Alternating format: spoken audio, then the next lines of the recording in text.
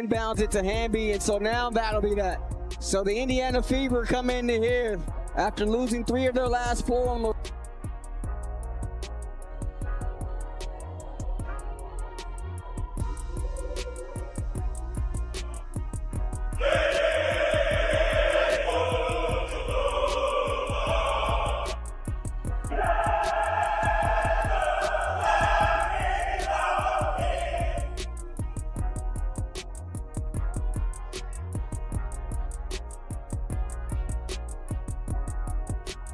Damn, the Indiana Fever just pulled off their grittiest win of the season. But yo, it almost got snatched away. After leading by a single point in the final seconds, those refs gave the LA Sparks multiple extra chances that should never have happened. Caitlin Clark and Sydney Colson called it out immediately, and fans are furious. So how did the Fever overcome everything stacked against them to keep their playoff dreams alive? This win could change everything. Let's go. One common theme in the WNBA is how poorly officiated these games can be. The lack of competence from the people wearing the striped suits. Every time I watch a WNBA game, a thought crosses my mind when it comes to the officials, and that thought is, how much money do you have on this game?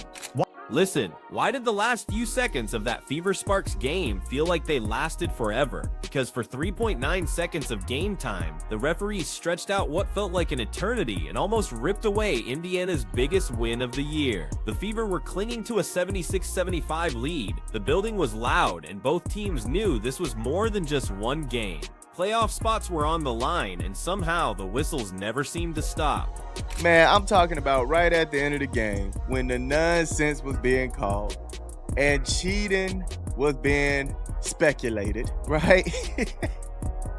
Everybody was looking like how Caitlin Clark was looking by the end of that game last night with the Indiana Fever and the Los Angeles Sparks. Everybody was looking just like this, man. What in the world was going on? See, it started with the Sparks looking for one last chance to steal it, but instead of letting play run its course, the refs just kept stepping in. The clock reset strangely. Contact was called on one end, but totally ignored on the other. And even when the Fever forced turnovers or contested perfectly, Los Angeles kept getting fresh inbound opportunities. These weren't long sequences, but each stoppage stretched the game into something that felt suspiciously one-sided. You just had to wonder, how many lifelines would the Sparks be given?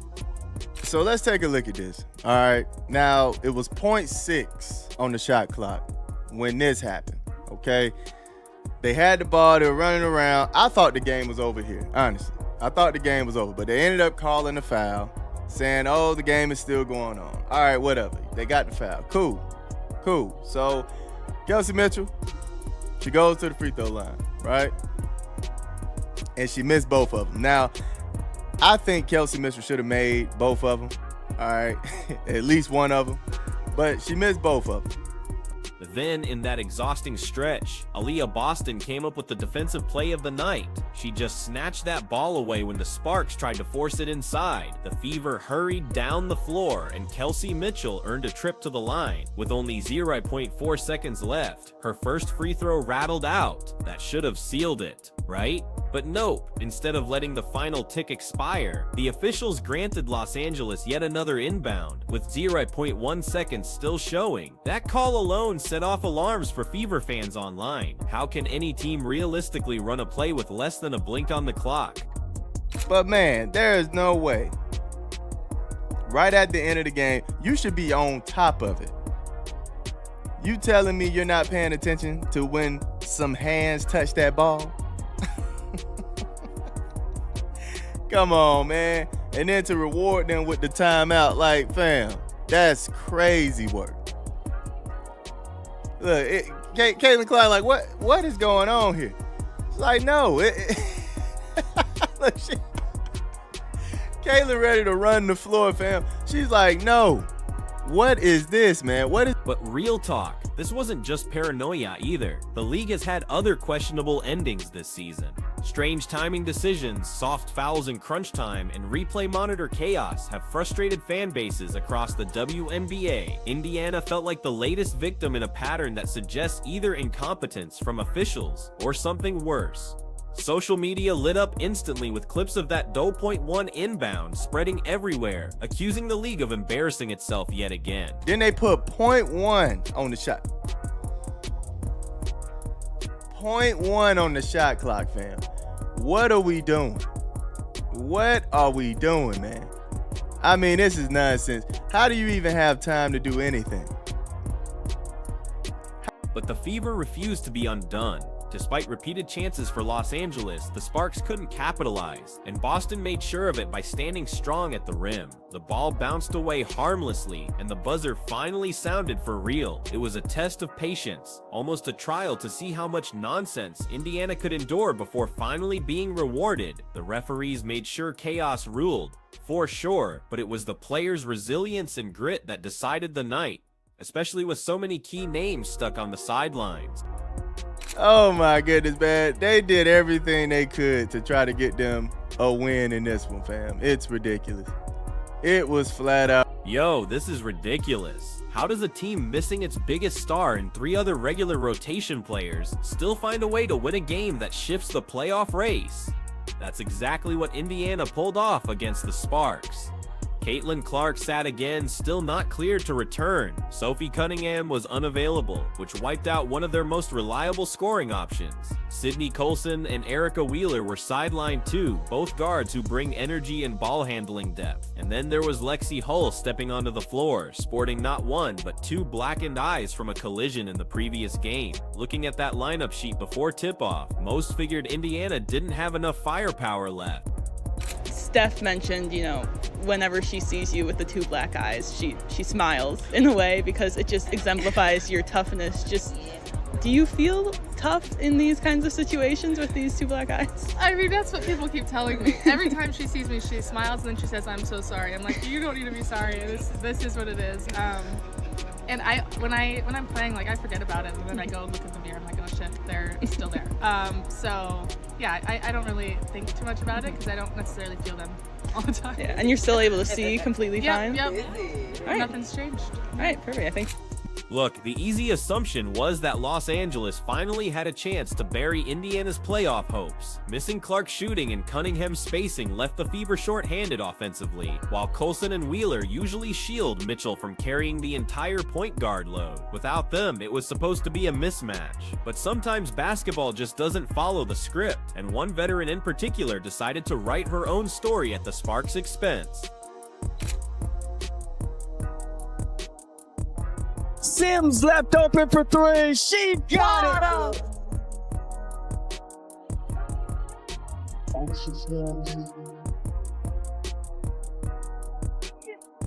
Offensive rebound. Sims the runner.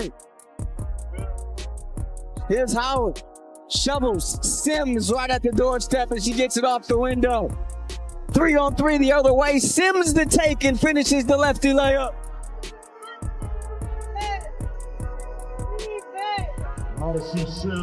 Odyssey Sims, man, she's been everywhere in her career, even wearing a Sparks jersey way back. On this night, though, she was a nightmare for them. She racked up 21 points, constantly finding lanes to the rim, and when the Fever needed composure late, Sims delivered the last 5 points herself. That closing stretch put the dagger in LA and gave Indiana the margin they needed to outlast both the opponent and the referees. In a season full of questions, Sims reminded everyone what experience and poise look like under pressure. Sparks started the game on a 7-0 run. Here's Mitchell, right back to Boston, and unable to get that one, but follows her on. Cameron Brink and Ray Burrell going to be checking in next time there's a stoppage for LA. Here's Turner in traffic, and she gets it up off the window. Beautiful pass from Boston. 7 on the shot clock. Mitchell turning the corner. Jump stop in the lane, loses the ball. Brink throws it right to Boston. Easy layup. Meanwhile, Aaliyah Boston once again looked like the franchise anchor she is. Her box score won't just tell you points and rebounds, it shows dominance on both sides, man. She controlled the paint defensively, forcing the Sparks into awkward looks and snatching boards even against double team. Every time the Fever offense bogged down, Boston steadied them with strong post-play screens and second chance possessions. Without her presence, that fourth quarter chaos would likely have ended much differently. Big bucket from Lexi Hull. And then there was Lexi Hull, playing heavy minutes while still swollen and bruised. She embodied the team's toughness.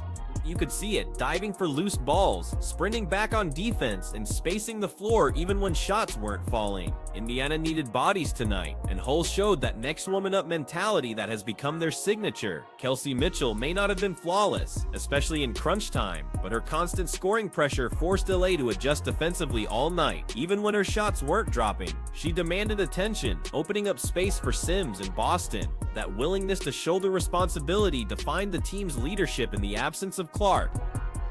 We have a deep team that a lot of people, a lot of players on our team could be playing and they're not.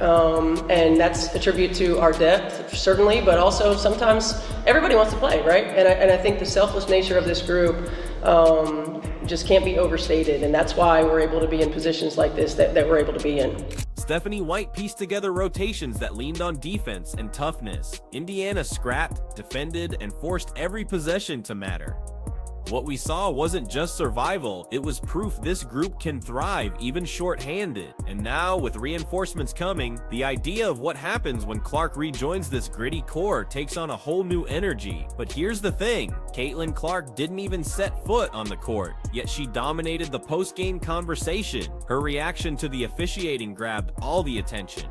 Sitting on the sidelines in street clothes, she didn't stay quiet. She made it clear the referees had crossed the line, and her frustration reflected exactly what fans were already screaming online. When the most visible player in the league puts that kind of spotlight on the officiating, it doesn't stay a one-night argument. It becomes the story. Prop bet did you place prior to suiting up tonight?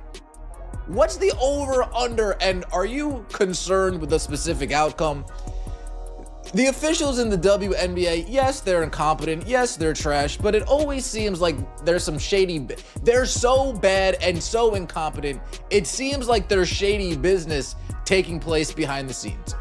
If the WNBA needs to investigate in anything, if somebody needs to investigate in anything regarding the WNBA, it's about how dirty the See, what Clark said wasn't just about one bad call. It was about the pattern of inconsistency players have been fighting against all year, and she wasn't the only one to point it out. Sydney Colson, despite being out with injury, brought heat of her own afterward, calling out the way Kelsey Mitchell never seems to get the whistle she deserves. She went even further, hinting at something every player has thought but rarely says publicly, that when referees refuse to protect players from obvious contact, it feels like you're not just competing, you're surviving. That assault on the court feeling Colson touched on resonated hard with anyone who watched how physical LA was allowed to get away with playing. Together, their words reshaped the entire storyline. Instead of this being just another edgy finish, it became a league-wide discussion about whether officiating is failing one of the most important parts of the game,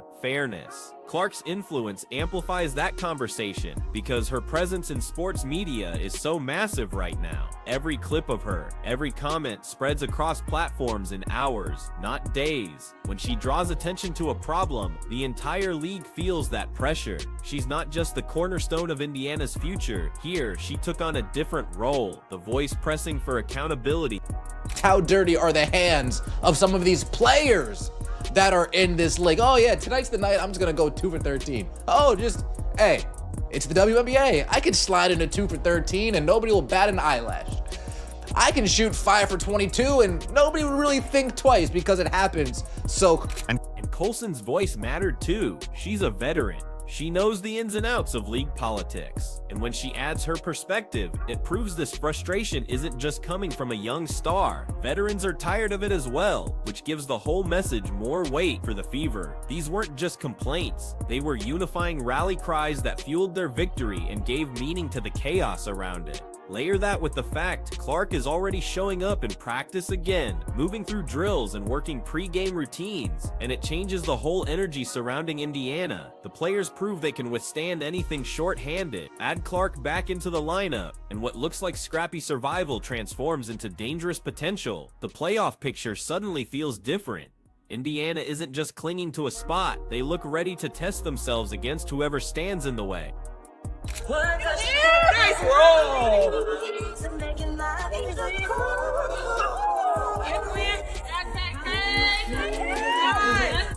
What does it mean when the league's biggest stars start showing up to practice again? For Fever fans, it means hope is turning into something much more concrete. Caitlin Clark hasn't played in weeks after that right groin injury sidelined her, but now she's not just there for morale. She's actually shaping up with her teammates, going through shoot-arounds and joining in on drills. When people spotted her stepping into pre-game routines in Los Angeles and hitting jumpers, it wasn't just background noise. It looked like a player rounding the corner. The interesting part is how careful everything is being handled. No one from the team has put a date on when she returns, and maybe that's for the best. WNBA injuries have a history of nagging when managed poorly, especially lower body ones. Yet Clark being in those shoot-arounds and non-contact drills isn't a fake appearance, the kind an organization sets up to calm fans down. It's active participation, and that signals a real shift toward getting back on the floor. One fan summed up the feeling online with a simple reaction: "She is back." That kind of buzz doesn't happen for small steps. You know, it wasn't ideal in terms of how the game was. It was ugly. We had moments where we were better than others, but we dug in. I mean, when you think about key defensive stops, key offensive rebounds, like AB's key offensive rebound there at the end, you know, making plays, deflections that led to steals or deflections that led to bobbled passes, just the sense of urgency that we played with in those last minutes through some gray area, right? Through some times when it wasn't perfect, and you know, it was a gut check time, and our team stepped up to the challenge. Thank you. Thank you. Still, the unanswered timeline creates tension. Fever coaches won't commit. The front office hasn't released any official word, and Clark herself is keeping things vague. The speculation is driving everyone into guessing games. Will she come back before the regular season ends? Or will we only see her if Indiana makes the playoffs? That mystery has its own kind of power because every new clip of her moving in practice sparks debate and pushes anticipation higher. If the team has already survived without her, dropping 4 out of 5 before bouncing back with 2 straight, imagine what her presence gives them heading into the postseason picture. Teams around the league know this much. Adding a shooter who stretches defenses the way Clark does changes entire scouting reports. And it's not just about the spacing, it's the court vision, the instinct to elevate her teammates, the calm and tough possessions. Indiana has developed resilience during her absence, but plugging a generational creator back in could supercharge their whole system. Great job, ladies!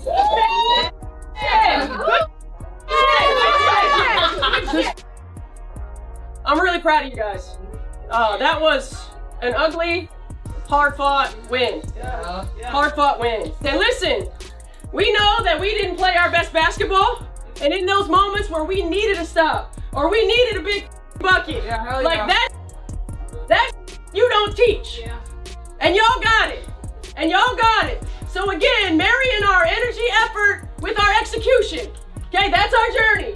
But this is a hard win right here. I'm proud of you guys. Great job. Together, 3, 1, 2, 3. Together. We've seen playoff runs transformed by late-season comebacks before. Star players returning just in time can flip an underdog into the storyline nobody saw come. Clark steps into that same potential now. A healthy version doesn't only put points on the board, she boosts morale. Having her back reminds everyone in that locker room they aren't just scraping for survival anymore. And the fans, every sighting spreads like wildfire. Clips of her shooting pre-game rack up thousands of shares within hours, proving how much gravity she has even off the court. Tie that energy with a Fever roster showing it can fight through adversity, and suddenly her return feels less like an addition and more like fuel. Indiana already proved they can endure. With Clark back, they might prove how far this group can actually climb when the playoffs arrive. The Fever's win wasn't flashy, but it told the story of a team that refuses to back down. They were pushed to the edge by officiating decisions that baffled fans, yet still found a way to keep their playoff path under control. That matters more than the final scoreline. It showed they can handle chaos and still stand firm. So the question is this: is the WNBA being held back by poor officiating? Fans deserve better, and players do too, because once Caitlin Clark returns, this toughened Fever group might be the team nobody expects, but everyone suddenly has to fear.